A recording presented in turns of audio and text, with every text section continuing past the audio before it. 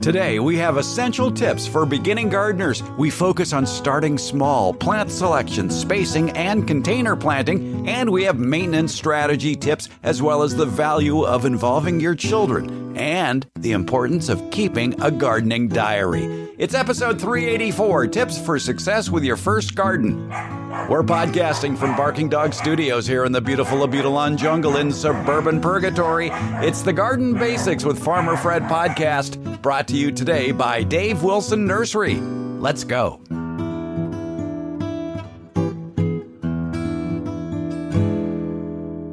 If you've been out and about shopping at garden centers and nurseries this time of year, you might notice a few more cars in the parking lot because people are getting the garden bug. The days are getting longer. The days are getting warmer for some of us, and that always draws a crowd. So what if you're one of those crowds that have never had a garden before for any number of reasons? Maybe you moved and you're in a new location that has a patch of soil, or maybe just a big patio and you want to plant some containers with food or flowers, and you've never done it before. What do? We're here to help. With me, America's favorite retired college horticultural professor, Debbie Flower. And the subject, Debbie, is how to start a first garden and be successful. It's like when you ride a bike. If you start to ride a bike, you're going to start probably with training wheels. Yes. Even though modern thought has it that it's better to start without training wheels. Oh, it does? Yes. I didn't know that. But that's a different... Well, you will when you get grandchildren. If, yeah. Gardening is much the same way. You need to start with good soil, a watering system, and easy plants to grow. And also know what your family will eat and don't eat. All sorts of things to consider if you're planning your first garden. But first, I would like to tackle the subject of, do you have time to garden? Good point. This is not a case. This is harder than owning a cat. There's more to it than that. Yes. Do you have to work in the garden every day? Not necessarily. Depends how you automate it, for one thing. But you do need to spend time. Yes. Surveys among gardeners, I don't know where these gardeners live, but these surveys have basically come up with results that the average gardener only wants to spend maybe an hour a week in the garden. Yeah, it's not much. So start small if you're one of those people. Right. That's a good idea, too. And not only just small in area, but also small in quantity of plants that you grow. Yes. Most people, I'm glad to see that the industry is getting away from 6-packs, where vegetables are put in a container that has 6 plants. Do you really need 6 tomato plants? Probably not. Probably not, unless you're a big tomato fiend. Yeah. But generally speaking, 1 tomato plant, 1 pepper plant per person in the house will do. If you're eating it all fresh, if you're a canner, it's a different story. Well, that brings up the other question, too. What are you planning on doing with all that food you're growing? Are you going to can it? Are you going to freeze it? Are you going to dehydrate it? Or just watch it grow? Yes. Sometimes I do that. Yeah. I see you have a bolted, looks like a bok choy maybe out there. All the bok choy is bolting. Yes, and it's in lovely yellow flower now, and that's, to me, equally as fun as watching the bok choy grow and eating it. Exactly. The problem is when the flowers do grow, when the temperatures get warmer and the plant starts to bolt, the leaves tend to get bitter. Yeah. But I'm leaving those flowers on there for a very good reason. I'm leaving those plants in the ground for a very good reason until it's time for them to make room for the summer models. Right. And that is, it attracts beneficial insects. Yes, it does. And so you got to think about that too. Who can I hire to help me with my garden? Mother Nature. That Good Bug Hotel you talk about. Yeah, the Good Bug Hotel, and just mixing flowers with vegetables, especially members of the Asteraceae family, which are the daisy-like flowers, and there's a lot of those. And then there's the opposite, mixing the vegetables with the flowers. If you already have an area where you plant your annuals, those that bloom all summer long, and then you switch them out and have some that bloom all winter long, you could add a vegetable here and there for their beauty. You also, I see, have some lovely red stem chard out there. That's a very pretty thing to put into the garden. And just put that in. You've already got decent soil if your annuals are doing well, and you've got irrigation, and you've got weed control. So you just drop in a pansy and then a chard, and then a pansy and then a chard. Well, that brings up another good point. For the successful first garden, you do want to space your plants correctly. That's probably the number one error I have seen from people who show me their new garden very proudly. So it's a little hard to say something, but the plants are right on top of each other. And what happens then? They get too crowded and nobody produces. Plants need space to get the air and the expand their root system into enough soil that they can produce the food that's necessary to make the part that we want to eat. And healthy plants like circulating air as well. Big time, yes. And if you have too many plants in there, that cuts down the circulation. And if you live in a humid climate, you're looking at disease problems. Big time, yes. So the best place to figure out how far apart to put those plants is probably on the back of the seed packet, if you're doing this from seed. But if you are a first-time gardener, I would recommend you start with plants. Yes, and plants come in containers, hopefully with a tag. And the tag will tell you, sometimes they just say how tall the plant will get. Let's say they say it gets to be 12 inches tall. Assume it will also get 12 inches wide. It's not always right, but it's a good place to start. And that means when you put that plant in the ground, you put a ruler right where that plant is, and it goes out 12 inches, and the next plant will be that far away. That's 12 inches all on one side, but the next plant also has to expand. And so 2 plants that are 12 inches across need to be 12 inches apart. One of the easiest ways to do that, especially if you have some raised beds, if you're lucky enough to be moving to a place that has a raised bed, is to buy some hardware cloth. A sheet of hardware cloth is usually 4 feet by 5 feet, and it's made of a good quality metal of 6-inch grids, and perfect grids for planting correctly. Mm-hmm. The spacing is done for you. But you're going to need some tools too, because you're going to need to plant those plants. If you're buying, I must admit, it is much easier to buy your plants already started. Buy them at the nursery. Don't buy them in flower, although sometimes it's hard to find. Now, that would be for flowers, but there are edible flowers. Pansies are edible. Calendulas are edible. It's hard to find. I was walking in a nursery yesterday, and everything's in full bloom. It's hard to find them not in full bloom. Or a tomato, if you're going to start with a tomato, you don't want it to already have a tomato on it.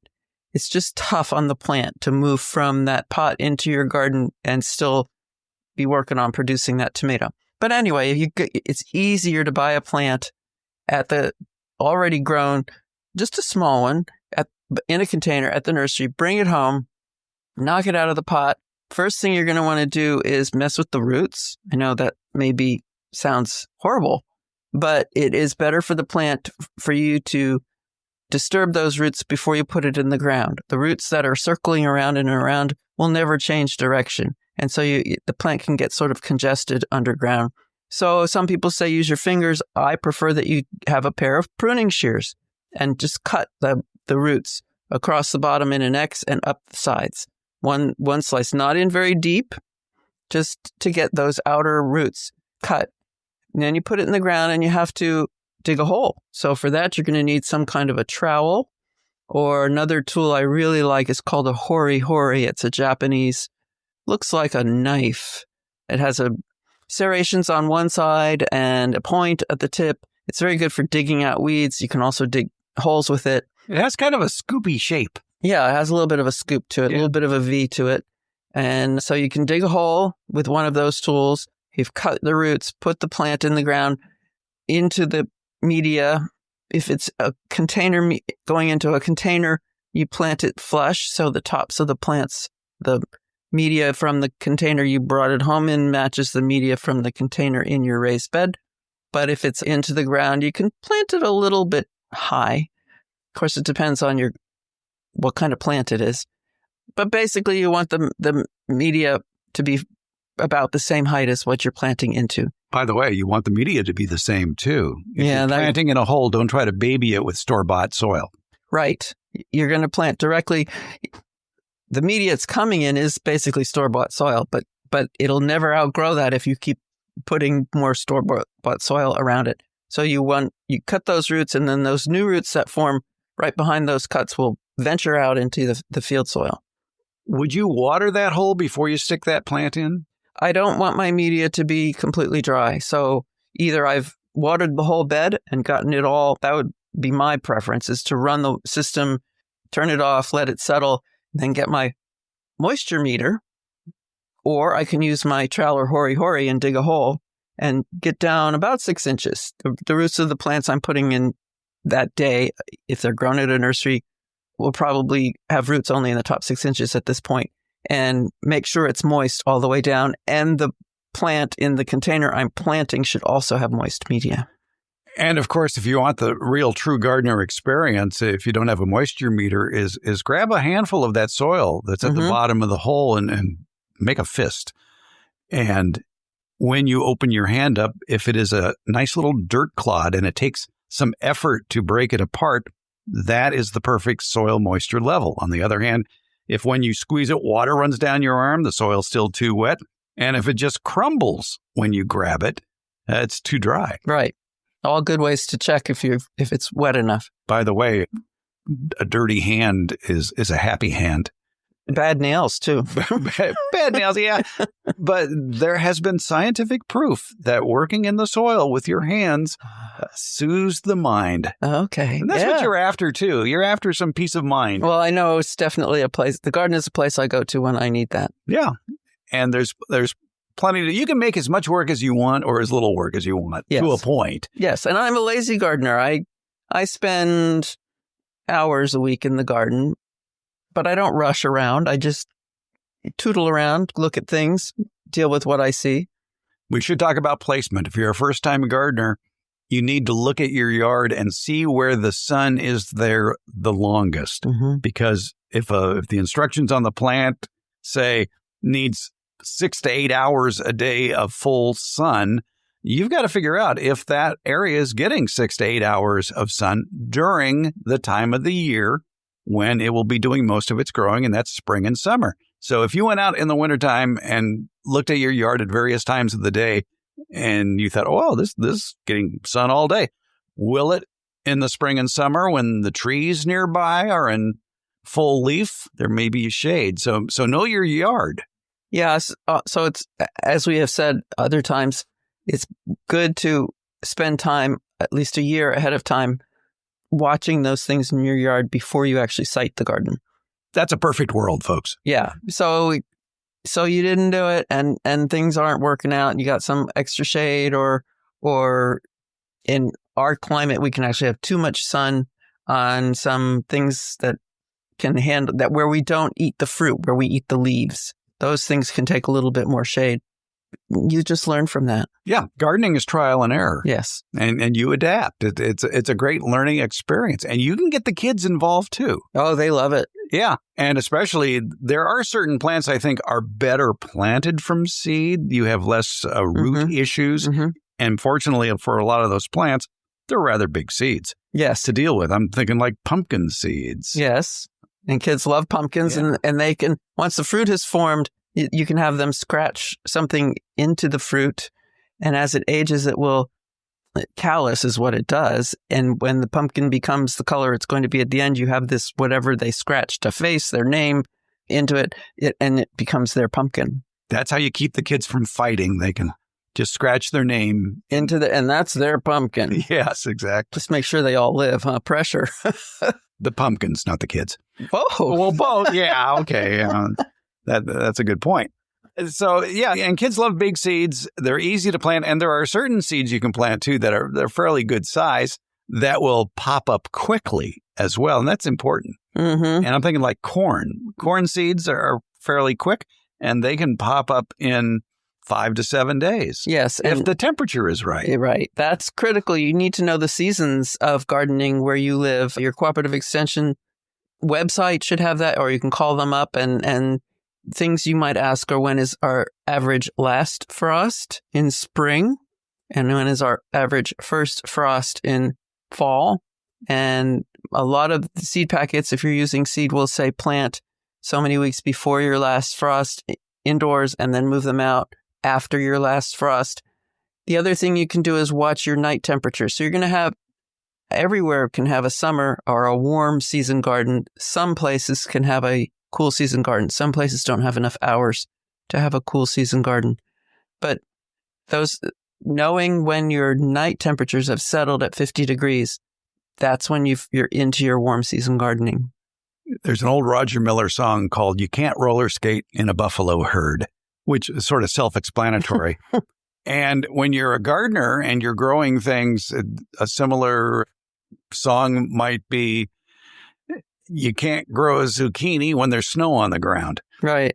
It's all about planting at the right time. I planted beans. We're talking about good things for kids, and I think I've told this story before, so forgive me or cut it out. Scarlet runner beans, they are edible. Not one I prefer to eat, but I grow them for the flowers, which attract hummingbirds and butterflies, things that like red and drink nectar. And beans are notorious for needing warm soil, and night temperatures reflect the temperature of the soil. So I kept planting these seeds around a daycare playground. I did the research and found out that they are not toxic. If somebody were to eat the whole plant, they would not get sick. Not from toxins. They might get sick from having too much food, and they're a vine. And there was a fence there they could grow on.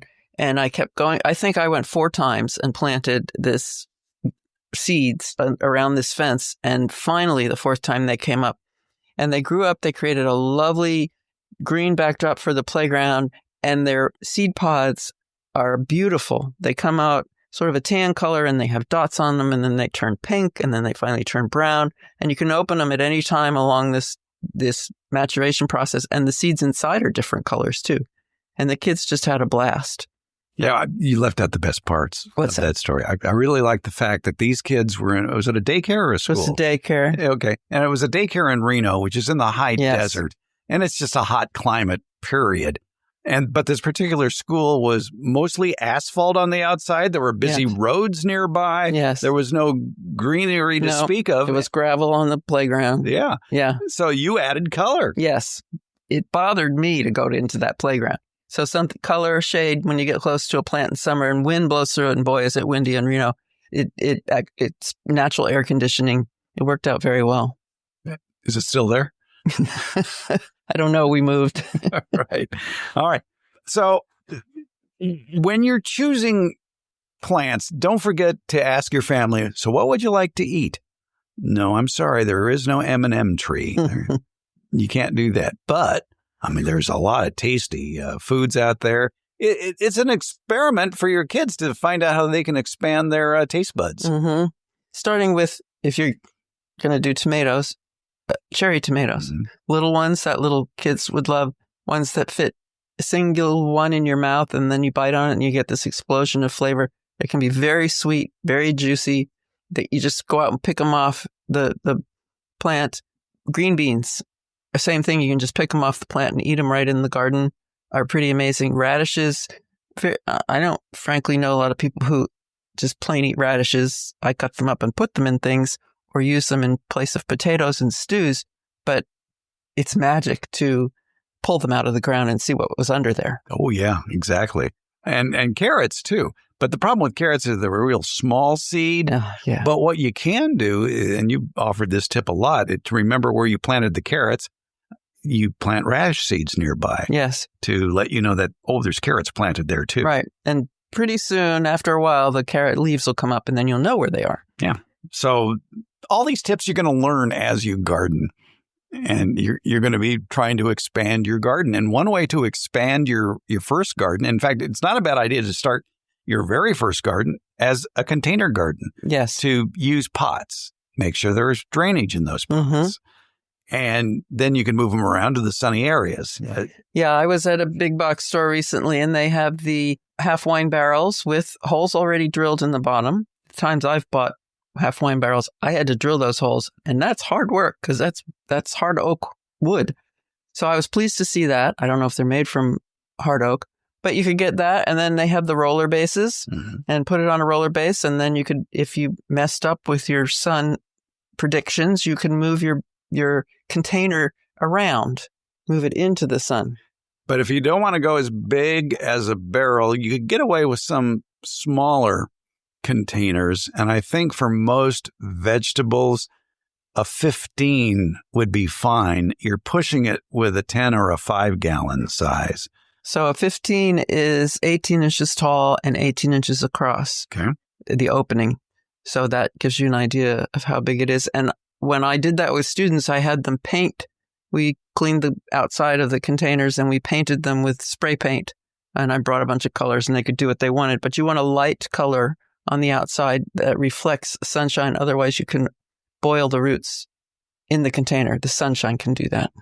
The other tip when starting your first garden, no matter what you're planting, is make sure that what you're buying in the way of plants is meant to go into the ground at that time, because nurseries sometimes have a habit of bringing in a lot of different vegetables at one time. I guarantee you they came straight out of a very warm greenhouse to that nursery. So if you try planting a tomato on the same day that you're planting zucchini, the tomato may make it, the zucchini probably won't. Right. So some plants need warmer soil temperatures. That's why a soil temperature gauge is very handy to have to help you out there. Well, if you don't have a soil temperature, well, everyone has a soil temperature gauge, which is themselves in a pair of shorts and t-shirt, and you go sit on the ground. You need to be able to sit there for 10 minutes and be comfortable. Mm-hmm. And no knee socks, no sweater, no scarf, no hat. That'll do it. Yeah, and then you can go ahead and plant, because by then the soil temperature is probably at least 60. Mm-hmm. And you should get good germination from beans, from squash seeds, pumpkin seeds. Corn, too.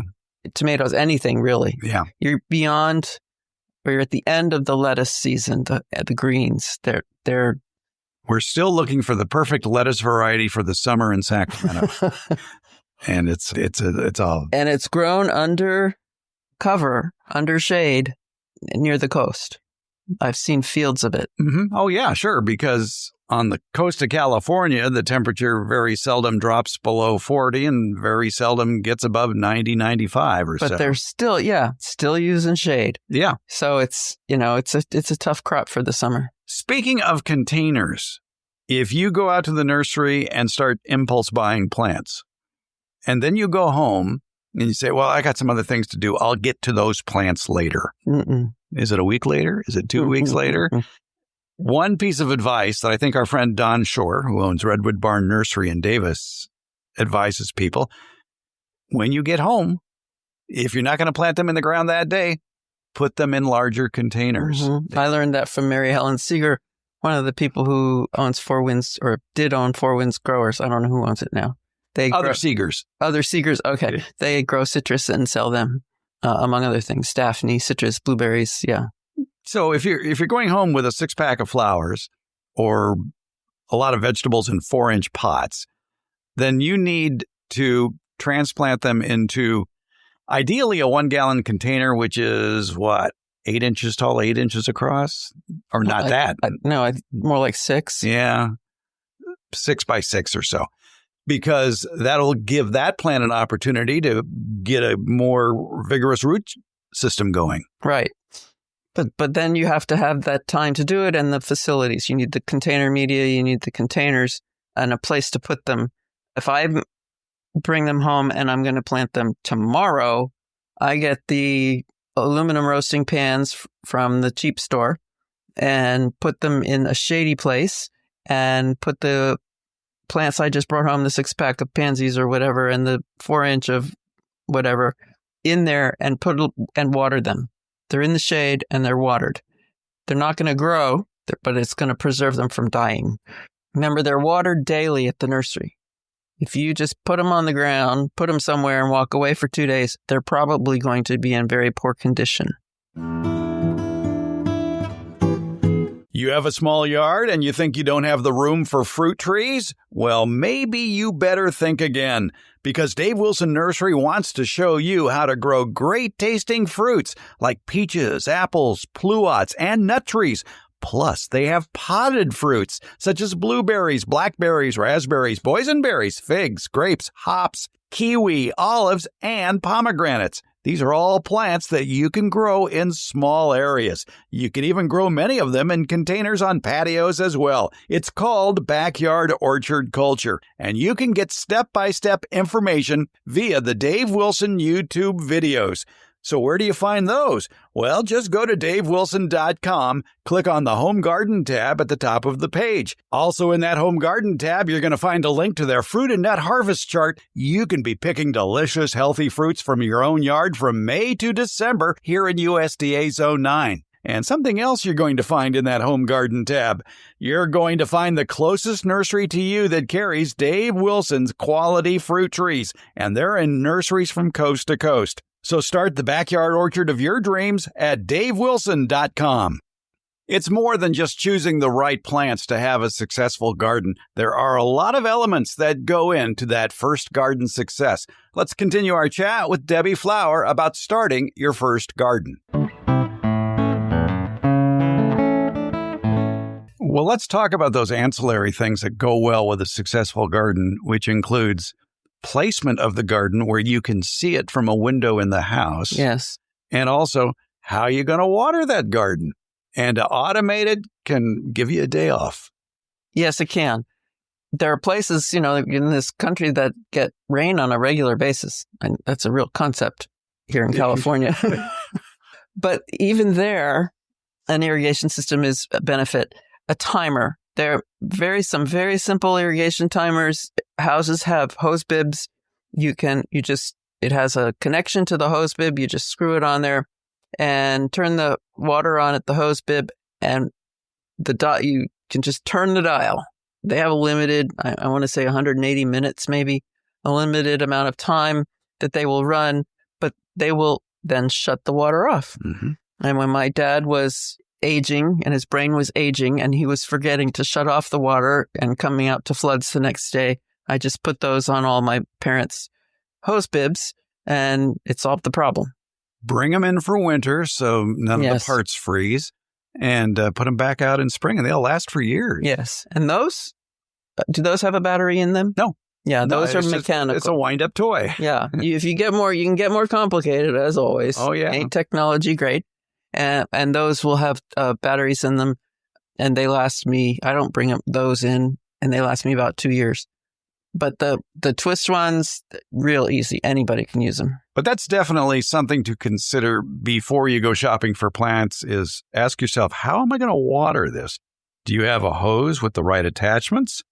Like we were talking about using possibly an oscillating sprinkler. That's what I did before I became aware of drip irrigation. I had an oscillating sprinkler that I would turn on over. It covered pretty much my entire garden when I lived in Portland, Oregon, and let it go with a timer. The timer would shut it off. And they even have drip irrigation systems now for potted plants, for containers that you can buy, where you can run the smaller tubing into each pot. And remember that a sprinkler system versus a drip irrigation system has a big difference, and that is the amount of time that you would run them. Because a sprinkler system, an oscillating sprinkler, for example, might be putting out 2 gallons per minute. Yes. And a drip irrigation system might be putting out 2 gallons an hour. That would be high. And that'd be high, yeah, exactly. Half gallon per hour or a gallon per hour would be the max, I would think, on a drip line. Yeah, it depends on your soil. Yes, your soil is critical. Yeah. So I like to use micro sprayers so that I have the drip supply line, but I put micro sprayers on it so that the water spreads everywhere. Then I'm free to put my seed wherever I want to. If you're planting from seed, too. Which I like to do. Now, remember the micro sprayers, though, as that plant gets bigger, that spray might be blocked by leaves. Right. Yeah, got to watch that. And you can, prune off a few of those lower leaves to get that water to spray a little bit further. Right. And it sends out, it's called a micro sprayer, but in reality, most of them send out little fingers of water. Sort of like a circle. My kitchen's faucet, and I press a button and it goes from a stream to a spray. The spray to me on my micro sprayers is very similar to the spray in my kitchen faucet. Except it's more gentle outside. Yes, and it goes horizontal. Yes. Well, that too, that helps. But yeah, getting back to the soil then, if you are planting in containers, you don't want to use your native soil in a pot. Why? There's something called water relations. Would you like to hear what you had said before? Sure, you want to play it? All right. Now, we talked about what is the best soil for containers, and we got off on this tangent of native soil versus packaged soil. And I think I said this, and then you said that. The benefit, too, of having those big pots is you can use a potting mix, a soil mix, to start off with. We should be dissuading people from filling those pots with their native soil. Right. Because what's in that native soil? Weeds.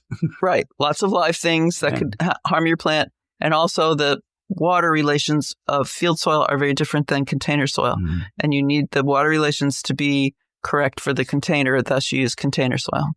And that was back in episode 307, if you want to check that out, where we talked about the differences in container versus native soil. It was clear to me.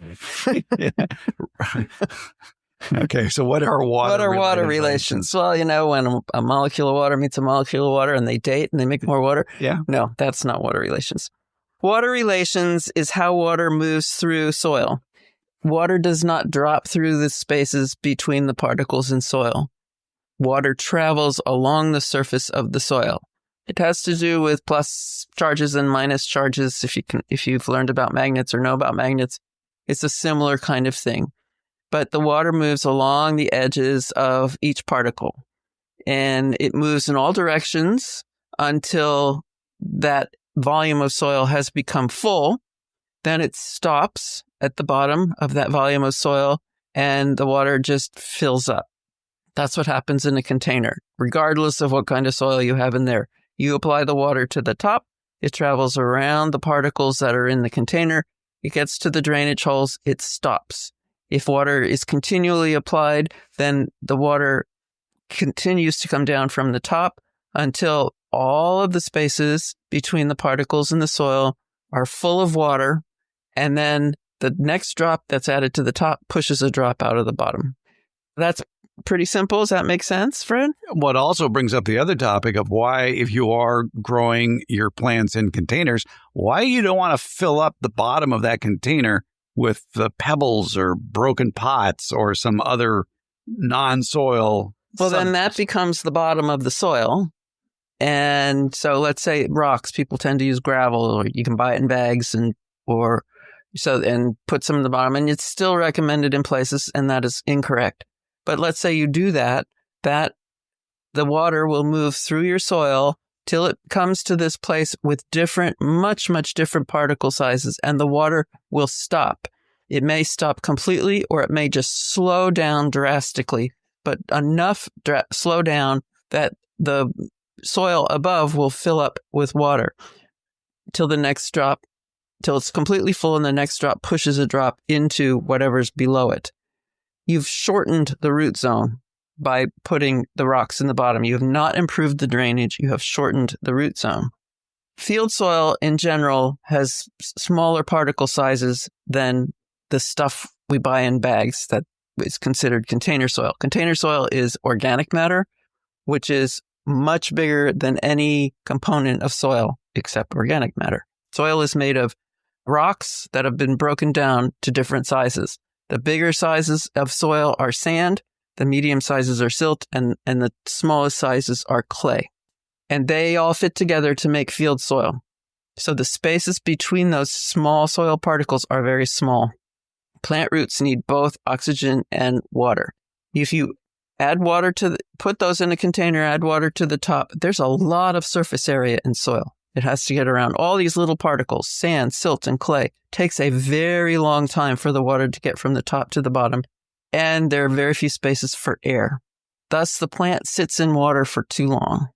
It's called poor drainage. They don't do well. They don't get enough oxygen. Yes, roots need oxygen. Roots have to take plant food and break it down in the dark they have to take it from other parts of the plant, break it down in order to make food to make more root. And that process requires oxygen, and the roots have to get oxygen from right where they are. So you have to have oxygen. So if we switch to a container media, which is bigger particles, the water moves more quickly through it, and there are bigger spaces for the air. And so the roots get more oxygen, as well as they have water available. And organic matter holds water. It is the thing in soil that holds onto water that is available to plants. And so you have a good combination of available water and oxygen. And so your roots can be active and can make more roots and can keep that plant very vigorous, and the plant does not drown. Let's clarify that the bottom of that container, if it does have shards of broken pots or pebbles or whatever, that is a distinctly different ingredient than what is normally found in soil. It is not sand, silt, or clay. Correct. And you may water your soil and you've got pebbles on the bottom and there's holes in the pot, and you may see water going from the bottom. But what's happening at that level where the soil meets those pebbles, as you pointed out earlier, it's backing up. That whole area is getting too saturated. Yes. Because I liken it to a freeway. You're driving down the freeway, everything's fine. And all of a sudden, you get a warning sign saying, construction ahead. And so you're still going along. And then all of a sudden the traffic starts slowing down, and it slows down and it slows down because up ahead, it's being narrowed from 4 lanes to 3 lanes, right, or worse. The same thing happens to water as it's going through a pot. It's doing fine. It's going through the soil that's there, the media. And then when it comes to this distinctly different stuff, it could be styrofoam, it could be pebbles or whatever. The traffic stops and go, whoa, what's this? I like your analogy of the lanes, because as the water's coming down the container soil or the field soil, whatever, hopefully it's container soil, it has many lanes it can use. Mm-hmm. The water can come down. Then it comes to this bigger thing, rocks, or there are not as many lanes between the rocks to the bottom of the container. Because the rocks are bigger and the water travels around the outside of them, they all have to consolidate. The lanes have to merge to get around these big rocks. And that you end up with saturation layer at the bottom of your container soil. And that's rotting, is where roots rot. That's where rotting occurs. And that's where your roots are going. Yes. And, heaven help them that the drainage slows down that much. So that's why we say if you're putting out a container plant, you need to have consistent soil, I like to say soil. By that, I mean potting mix or whatever. Potting mix media, I call it, and that can be confusing for some people. Be aware that in a container, you will always have a saturation zone at the bottom of the container, because those lanes of water the water can take to get to the bottom of the container have now merged into however many drainage holes you have. And so the water backs up right there. If you buy a plant at a nursery, sometimes people, when I worked at nurseries, sometimes people complained that there was moss growing in the drain hole. Well, that means the plant's being cared for correctly. It is being watered. Some people don't water enough and the water doesn't get to the bottom. That's a different problem all of its own. But if you got moss in the bottom, then you're getting the water all the way to the bottom. Which is another topic we can get into is if you are watering your garden by hand, maybe you have a shower nozzle and you're watering your plants. If you go to a nursery and watch these people who get paid to water plants, water the plants, they're going back and forth over the same plants. Well, if they're really doing it right, they're putting the nozzle in one plant and filling it up and moving to the next plant and filling the container and putting the next plant and filling a container. You have to train people to water. Yeah. And, that depends on the containers they're in. If they're all in... If they're in 6-packs, that's a little difficult. Yeah, you're going back and forth. Back and forth tends not to produce enough water in any one place. So that's where that moisture meter can come in handy. Right. And how long do you water a plant in a container? My rule of thumb is wait for water to come out the bottom. Mm-hmm. A lot of people make the complaint that, well, I've got these holes in the bottom of this container and I put the soil in and I watered it and a lot of soil came out the bottom. You offered a tip many years ago about how you can get around that without permanently slowing down the water. And that was to put a sheet of newspaper on the bottom, put the soil on top of that, and then water it. That newspaper will dissolve, if you will, or break apart in a few days. Right. It's very, very thin. I don't know how many people have newspaper anymore. Yeah, and you do want something that is able to be broken down. Right. Not But I find cards. if you wet the media before you put it in the container, Very important. it sticks together well enough that, yes, a little bit comes out the bottom when you water, but not enough to make a difference. The choice is yours, folks. All right. But that's one way to help save the soil from going out the bottom. A lot of people, too, don't even think about this. And they may figure it out, well, yeah, I'll plant these plants over there in that area there. Okay, fine. How are you going to get through there without stepping on the soil? Are you making the garden area big enough so that you've got maybe a 3-foot walkway around the garden to take a wheelbarrow, for example? Because you don't want to step on the soil. Why don't you want to step on the garden soil? You compact it. And that removes the air. And things won't grow there. I have garden paths. I know where they are. And the last arborist who came to my house knew where they were. He walked right through it. These are beds in the ground. They have trees and shrubs in them, but they're too far for me to reach all the way in. And so I designate a path. And things don't grow in the path, and that's fine. But I can walk in the path and reach the rest of the plants. Generally speaking, if you get down on your hands and knees to pull weeds or something like that, you can reach across maybe 2 feet, or if you're taller, 2.5 feet. So a garden planting area should only be 4 feet wide. Yes, I agree. So you can reach the middle. Mm-hmm. And you can reach it and use a tool and apply some power to that tool. You're not just reaching. You got to do something when you reach. And harvest. Yes, too. harvest. Yes. Yeah, that's very important. I mean, that's what you're here for if you're doing a first garden. So do make room not only for yourself, but also for that wheelbarrow or wagon or whatever you're hauling around. And you once had an argument with a landscape designer who wanted to put your garden someplace else. And you said no. Right. He wanted to put it in a place where I couldn't see it. And I said, no, I have to be able to see it. I need to be reminded. It's not visible from the main rooms in the house, but it's visible from my bedroom. And when I go out on my patio, I get to sit and read or whatever. It's visible there. I need to be reminded of it's out there and go visit it.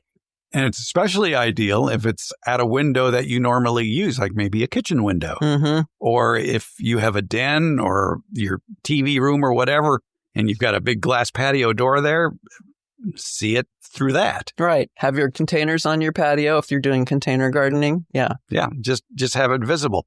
One thing I would do if in a perfect world, if they were going to force me to move to some place where all I could do was container gardening, Mm-hmm. like a patio, but the patio hadn't been poured yet, Mm-hmm. I would install that concrete patio or whatever you're using with drain spots, just maybe 12 inches across, 12-inch diameter, where I could set the pots on so that the water wouldn't stain the concrete. It would flow to a pipe system below the concrete and take the water out to the back of the yard or whatever, just to avoid the stains.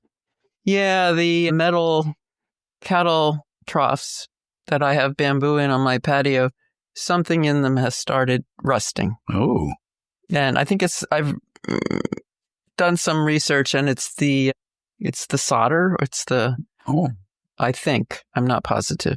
But yeah, there are stains on my patio now. You didn't have drain holes in the bottom? You're just using the side plug? I'm using the bung. Yeah, pull the bung out. Yeah, using the side. I think side plug would be more polite, but okay. Side plug. I'm using the side plug.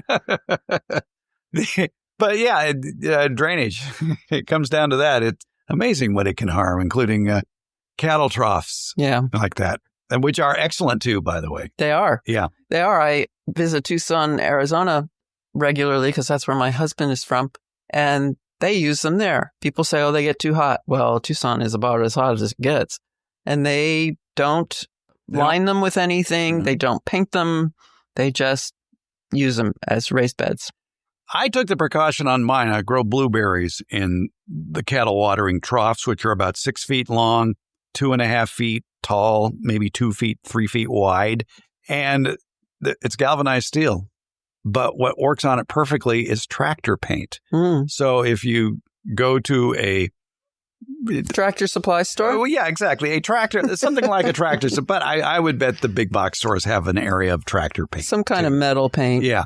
And they come in wonderful colors like a John Deere green or Kubota orange, Ford blue, whatever color you want. You could even paint a picture with those colors. Yes, you could. But that just adds color, and it does provide a modicum of temperature control for that if you're going to have them out in the hot sun. I would think, though, that those containers are growing in Tucson. Are they growing seasonal plants in the winter, and that's it? They grow all year round. Yeah. Oh. Yeah. They do provide shade from above. A lot of them have put, of course, I was there last month, and it was winter crops, much like we have here in California. But they use PVC pipes, 1 inch, 1 inch probably long ones, and they make arches over the top and then have some floating row cover over that at this time of year. And then in the summer, that is replaced with shade cloth. Okay. That makes sense. Yes. I like that. So yeah, all gardening is local, and your rules may vary slightly depending on if you're in Minnesota or if you're in southern Arizona. In Minnesota, I typically go there in April because that's my son's birthday month, and he lives in Minnesota. They're just starting to put the plants out. Oh, are they? In the nurseries, yes. Oh, in the nurseries. Okay. I would think the ground in some parts may still have snow on it. You're right. Right. It can be cold. It can be very comfortable. But yeah, they're just, the nursery season is just beginning. And no matter what you're growing or where you're growing, in whatever medium you're growing in, there will be weeds. Oh, yeah. That's their job, right? Yes. They blow in from the wind. Sometimes you bring them in after you buy a plant from the nursery, hidden in the soil. Yes. So you have to be diligent about getting in there and pull the weeds while they're young. Why is that? Because one of the big ways they spread is by seed. And when they get older, they get seed. And they also, some have very deep roots, and some will spread by roots. So you want to get all that before it has a chance to get around your garden. I had a weed. It was pretty. I let it go for a year. That was my mistake. Calendula arvensis. And it seeded everywhere. Huge, huge areas of my property. So I had to take drastic action. But it's necessary because there is competition going on. Yes. And I couldn't get ahead of it myself. Whoa, let's back up here. Now, Debbie mentioned that the weed she was having a problem was a calendula. And you might be thinking, well, wait a minute, a calendula is a pretty flower that thrives here in California during the cool season and is attractive to beneficial insects. And you would be correct. However, that's the more common calendula variety, officially known as Calendula officinalis. The variety that Debbie mentioned was Calendula arvensis, whose common name is field marigold. And you won't find a reference to that variety in your more common garden reference books, such as the Sunset Western Garden Book or the American Horticultural Society's Encyclopedia of Garden Plants. In fact, the only reference book that I found on my shelf that makes a reference to the field marigold Calendula arvensis was in Hortus III, which is a behemoth garden reference book from Cornell University consisting of over 1,200 pages. And there it is on page 209, where it states, it's from Central Europe and the Mediterranean region, and it's now established in waste places in California and elsewhere. So basically, it sounds like a weed to me. Now, you might be thinking, as a gardener, maybe my home library should include a copy of Hortus III. Well, it does have uses. At 3.5 inches thick, Hortus III makes a great small step up to reach whatever is just out of reach on that top shelf, and it's sturdy enough to hold a door open on a windy day. Other than that, you, being a creature of the 21st century, may wish to eschew the book route and just type in Calendula arvensis into an internet search engine. And there you'll find a link near the top to Cal Flora, which is a very good reference for the plants of the Golden State. And it says this about the field marigold Calendula arvensis. It is an annual herb that is not native to California. The leaves have a strong smell. It produces 3 types of fruit, They are rostrate, cymbiform, and annular. Rostrate and cymbiform are suitable for long-distance diffusion because they have larger size and weight than annular, while annular is suitable for short-distance diffusion. So what this person who's trying to show off their PhD in botany is trying to say is, it's a really successful weed. However, if you stick with the good old Calendula officinalis, commonly known as the pot marigold, which is found at most nurseries, you're going to get a long season of beautiful, usually yellow-colored daisy-like flowers on a plant that, although it may come back year after year if the weather cooperates, it usually maintains a fairly neat habit. Thank you for indulging my Latin. And now back to our scheduled programming. Well, that's one reason. And another good garden tip for the first-time gardener is walk your garden every day. Absolutely. That's the only way you're going to find the baby weeds. And I like to carry a empty planting container with me. It can be a number 1, a number 2. It doesn't have to be very big. And so I can pull the weeds up and throw them in there. One other tip that is kind of important, too, is you want to control pests as I would like to say organically as possible, but I would prefer to say in the least toxic fashion as possible. Okay, that makes sense. And one of your friends is a powerful stream from the hose if you come across aphids. I saw my first aphid yesterday. It was in a Home Depot parking lot. Okay. On a Raphiolepis. New growth. That would be India hawthorn. Yes. Yeah. Huh. Well, in a parking lot, a lot of reflected heat, so they're coming out of... And they tend to go to the stressed plant first. I always wonder, if I have a plant that's full of aphids, what is stressing this plant? Is it in too small of a container? Is it too close to other plants so that the beneficials can't get in? Is it, I don't know, what's wrong? A parking lot is a very stressful place for a shrub to grow. Yeah. So that answered my question right away. That's why the first aphids of the season for me were found in an asphalt parking lot. They were consorting with the enemy. Yes. Yeah, it's a case of every time you walk the garden, you're going to see something new. You might start seeing leaves turning color. Is it natural?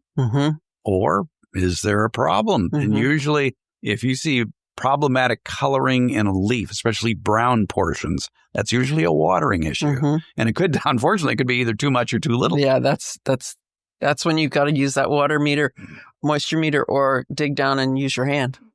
Now, a lot of people will plant and then forget what they planted. It's always a good idea to get yourself, when you go to the nursery to buy the plants, a package of those white planting sticks. Yes. And write down the plant that you put in. But guess what? The snails and slugs come out at night and they move those signs around, or they bury them. They're trying to hide them from you. Or if you have garden gnomes, they're the ones doing it. They're the ones pulling out those sticks. So keep a garden diary. Write it down in a book you have inside. And that's a good way to remember things like, oh, we really like this plant. You can write that in the diary. Or I don't want to plant that again. That's a good reminder, too. Yes. And that way you have a permanent reference. So get yourself a book, a little blank gardening diary book, or just plain old notebook, and keep track of it on a day-by-day basis, what you're doing in the garden. Excellent idea. I have my history in gardening that goes back to 1989, I think. Wow. All right. One time, a noted landscape architect told me, and I've remembered this for now 30 years, if not longer. He said, life is too short to put up with a problem plant. Well, the same is true with an annual in your garden. If it's not performing, if it's not producing what you want it to produce, yank it out, plant something else. Yes. And there's a season for everything. Here in California, it's interesting that we can be starting our winter garden, if you will, in July or August, because that's the time it takes for a seed or a tuber or root or corm to get established in the heat. It's not uncommon to see a tomato plant in one spot, and right next to it, there might be cabbage. Yeah, exactly. Seedling. Yeah. A seedling, because even though it's still hot, the seedling isn't going to be affected adversely by that, except it'll be happier growing that way. Yes, and you'll get a bigger head out of it. It's the first garden. You're going to have fun. Don't forget that. Take a lot of pictures. You don't have to post them.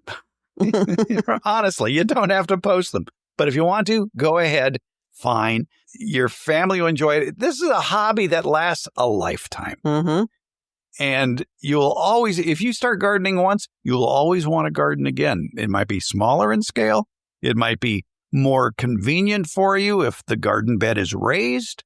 But whatever age you are, you're going to get a lot of benefits from gardening. Plus, you're going to be growing the healthiest food you could possibly eat. Yes. And most tasty. Debbie Flower, there's your first garden. Yeah. Have a good time. If you listened to this episode, number 384, entitled First Garden Tips for Success, you picked up a lot of useful information for a great initial garden. But we have more. In this week's Beyond the Garden Basics newsletter, we have more garden ideas, including pondering the never-ending question, where does the water go? Good drainage. It's essential for successful plants. And if you have low spots in your garden that seem to be much slower at drying out after a heavy rainstorm, or maybe you have lots of clay soil, you'll want to check out this newsletter. If you're starting a first garden, or you just want more success with your existing garden, the Beyond the Garden Basics newsletter is for you. More First Garden Success tips can be found in the March 21st, 2025 edition. Find a link to it in today's show notes or at our website, gardenbasics.net, and you can find it at Substack as well. It's free. It's the Beyond the Garden Basics newsletter.